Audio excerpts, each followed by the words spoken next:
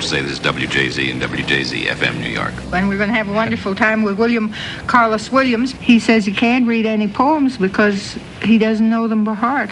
Well, there is one called the Red Wheelbarrow that people seem to enjoy. So much depends upon the red wheelbarrow, glazed with rainwater beside the white chickens. Good for you. That's the poem. I wrote that, and then, of course, I sat down to think about it. And what did you think? I wondered what it meant.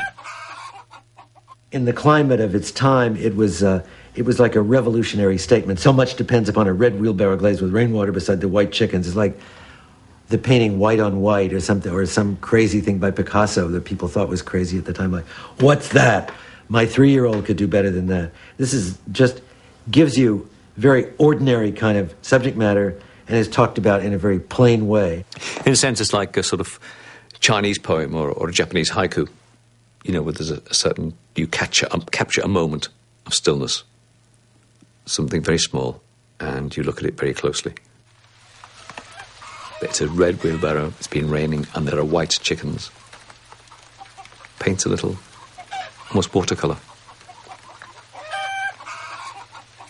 I've got a little problem with this poem because it's always set up as an example in poetry classes in the United States as this wonderfully American modernist poem.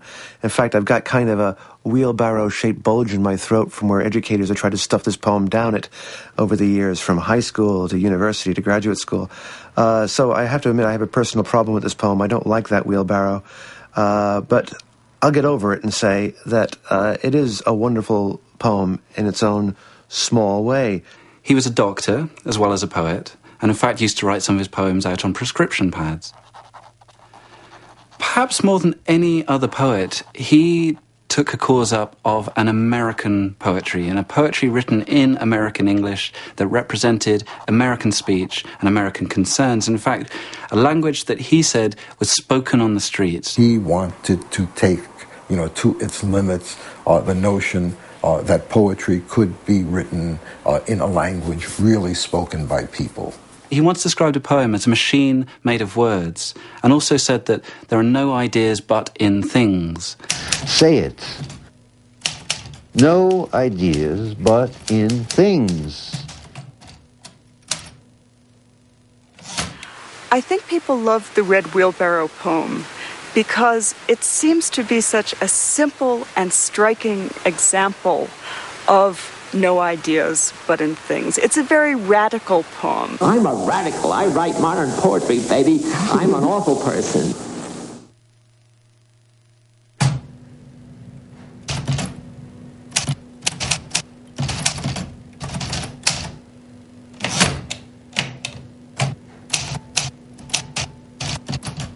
To a poor old woman munching a plum on the street, a paper bag of them in her hand. They taste good to her. They taste good to her. They taste good to her. You can see it by the way she gives herself to the one half sucked out in her hand. Comforted, a solace of ripe plums seeming to fill the air. They taste good to her. It's a very bold poem in that he does something so simple, and it could have been such a drastic failure, and yet we're still learning about the line by looking at this particular poem. They taste good to her. They taste good to her. They taste good to her. And we learn also about the poor old woman. We learn also about how to write about a street person, perhaps. Now she would certainly be a street person. With dignity. No other poet before Williams uses the white space around the page, the way a line is broken, so much for emphasis, to emphasize different parts of the way a statement can be made and its implications. They taste good to her. They taste good to her. They taste good to her.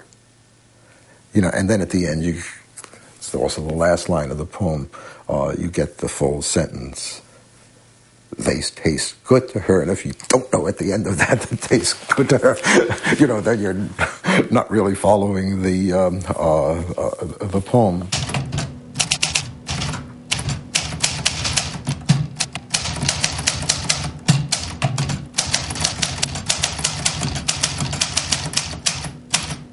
One reason why I myself continue to turn back to Williams is simply that he is a great poet.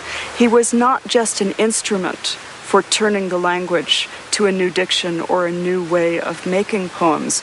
The poems themselves stand. They continue to illuminate, they continue to engage, they continue to surprise. No one has bettered what he did.